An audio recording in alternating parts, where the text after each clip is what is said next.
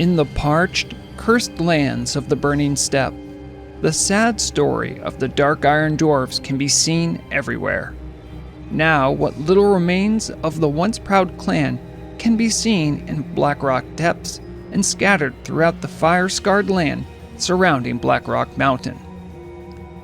Thanks to Turtle WoW, there is more to learn about what the Dark Iron clan has been up to, and that is where Hateforge Quarry comes in.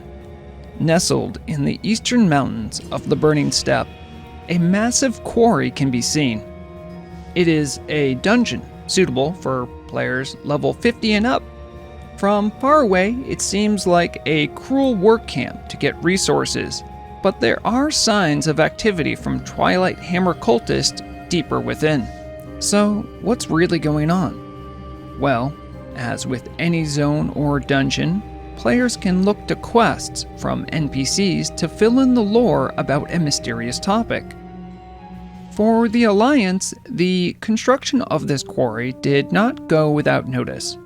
Nearby, at Morgan's Vigil, there is a dwarf, Vrograg Duskbeard, who suspects the dwarves in Hateforge Quarry aren't brewing anything tasty, but I guess he heard a rumor about something known as Hateforge Brew.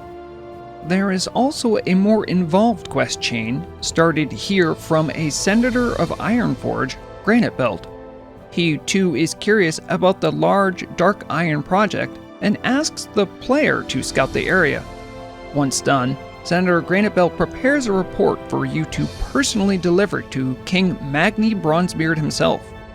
The king sends you back to Morgan's Vigil with royal approval to crush his old enemy in the Dark Iron clan and strike out at their Twilight Hammer cultist allies.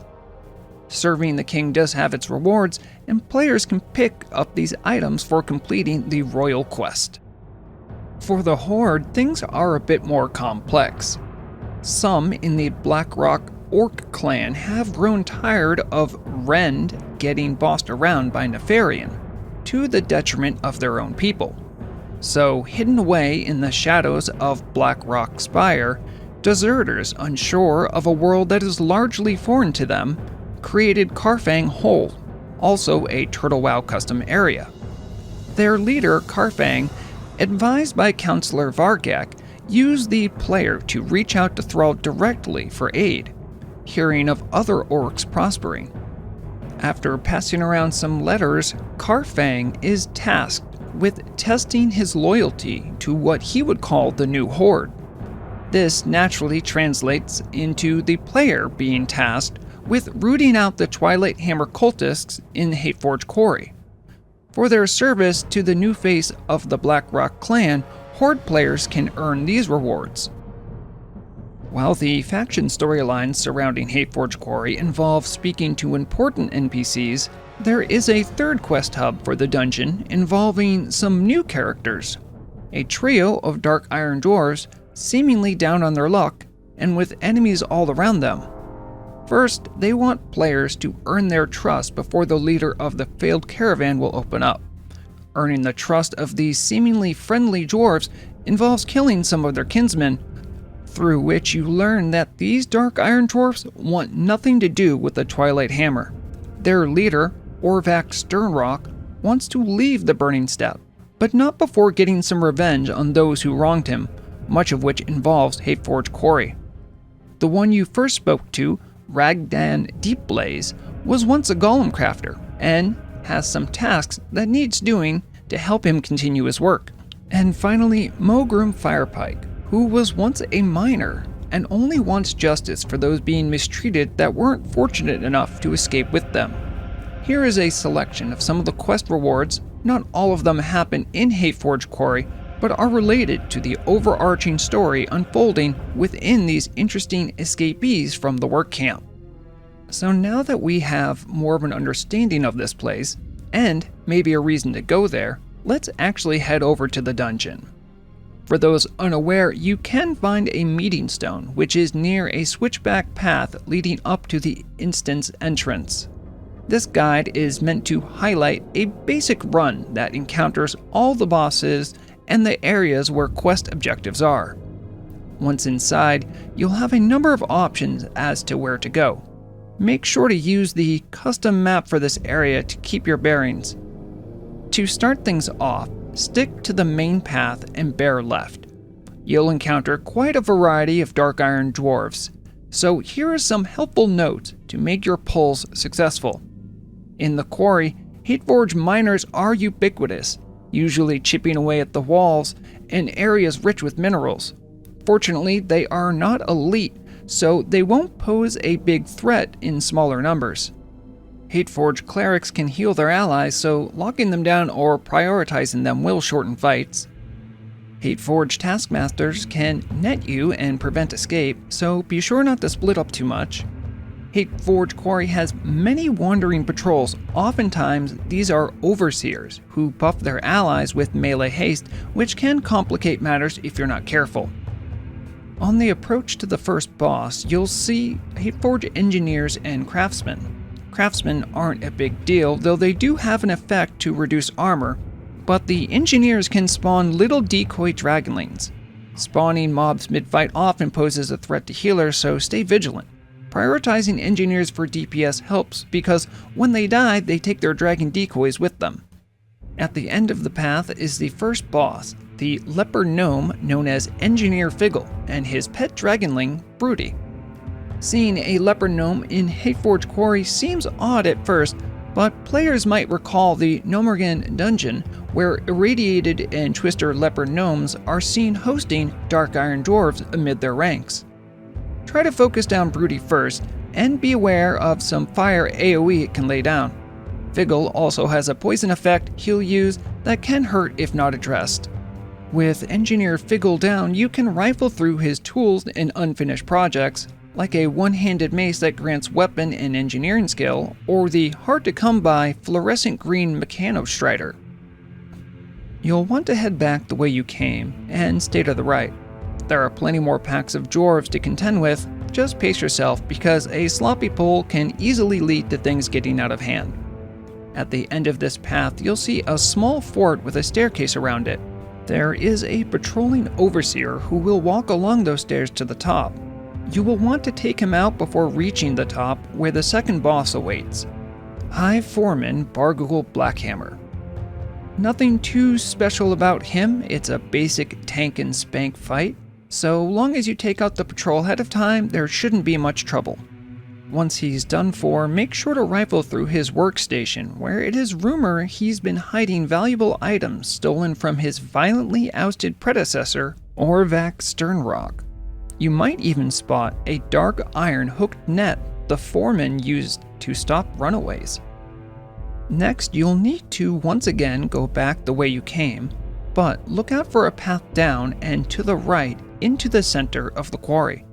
You'll find 2 new dwarf types in this area, in addition to the others you encountered, Hateforge Chemists and Wardens. Chemists do have an acid spray ability that can sneak in with damage you might not expect.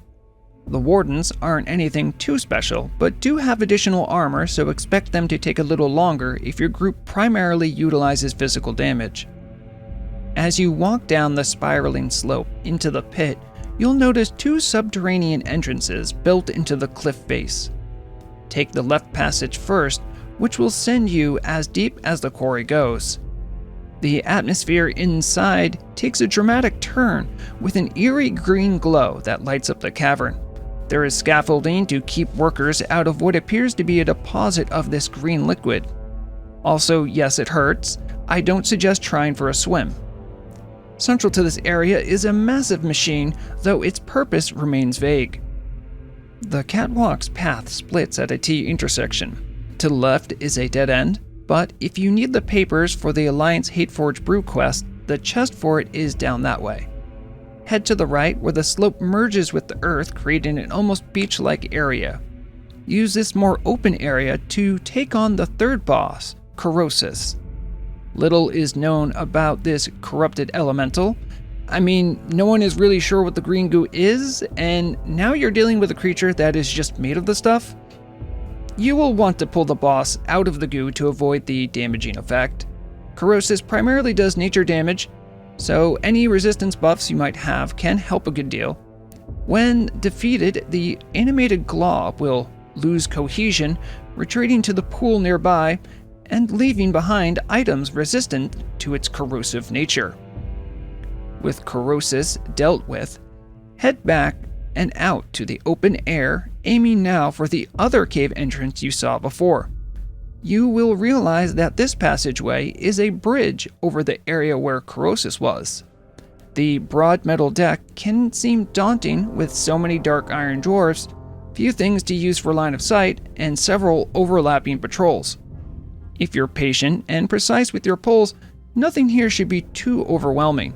You can help yourself by fully clearing out the landing before the bridge to have room to retreat to and kite back smaller groups of enemies. On the other side of the bridge, the presence of the Twilight Hammer cult is plain to see, with the presence of Shadow Callers and Fireblades. These new foes will be mixed into groups alongside dwarf enemy types you have already encountered. Not much to say about the cultist tactically, other than you should expect some level of either shadow or fire damage based on their namesake. Right away in this meeting hall for the cult, the tunnel splits off. You'll want to stick to the left passage, and don't worry if you're a gnome or a goblin, you won't fall through the grates over iridescent green liquid below. The next area is largely unfinished and still under heavy excavation. Fortunately, this passageway is linear, so it's hard to get lost, and the churning currents of the glowing green stuff keeps the tunnels well lit. Nestled away in the chamber's farthest reaches is the fourth boss, a Hate Reaver Annihilator Golem. Despite all the backbreaking work being done on the Quarry, the limited resources of the Dark Iron Dwarves chose to make this automaton for violence and not mining. Hate Reaver threatens groups with a big knockback ability that can send a tank flying and a stunning stomp effect that will make you drop your guard. Cautious groups should clear out any of the dwarves nearby to prevent unexpected enemies from the knockback. Hate Reaver is made of stone, with the highest health pool and armor of any adversary in the dungeon, so prepare accordingly. When adventurers win their fight against the golem, it is worth the hassle of picking through the rocky debris, as oftentimes the magical devices used in its construction can be used to great effect. Take for instance an empowered power core, which has latent magic gathering effects that can help casters stay in a fight. Now that the workers of the quarry are in disarray, the engineering of the project is left leaderless, and any machines of war have been disassembled, it is time to take the fight to the Twilight Hammer. To strike at the head of the cult, you'll need to work your way through the fanatics guarding their leader. Double back through the mining tunnels you came in through, and stay to the left. As you press on, enemy groups now only consist of cultists. The Twilight Hammer doesn't trust the Dark Iron Dwarfs, it seems. This final hallway also has its own patrol in the hallway, so pay attention for that. The last chamber will have guards posted on either side of the threshold, and they are social, so expect a full group of 4 enemies. Crowd control does wonders to help on this pull. Before the player is the Sanctum of Hargesh Doomcaller, the leader of the Twilight Cult in Hateforge Quarry. There are ritual books, forbidden tomes, and all signs that this guy is going to turn around and say, "I've been expecting you." Luckily, you can choose when to start the fight. This boss has 2 phases. During the first phase, he'll melee attack and send out shadow bolts and immolations to damage your tank. In my testing, I couldn't seem to interrupt it, so you'll have to heal through the damage. At 60% health, he'll move to phase 2 and become immune to damage and spawn 2 faceless terror minions that will need to be focused down. When the 2 terrors are defeated, Hargesh will go back to phase 1 and can be defeated as normal. Should you win the day against Hargesh, be sure to check his personal effects. With any luck, you might find something with a fraction of his power still in it, but you don't need to do the whole go insane and worship an eldritch being thing. Only the luckiest might find his most prized possession, the Pendant of the Faceless, a caster trinket with 2% spell critical and 1% spell hit. So that's Hateforge Quarry, one of the finest custom Turtle WoW dungeons. It's fun, help teach some mechanics to players getting closer to level 60, and has some great gear options for those keen to raid later. I hope you enjoyed this special Turtle WoW dungeon guide. If you like this video, if I got something wrong, or if you want me to make more of these custom Turtle WoW guides, then let me know. I've been your guide, Vrograg Fishslayer. Thank you for watching, and I hope to see you next time. Remember, the deadliest weapon is knowledge.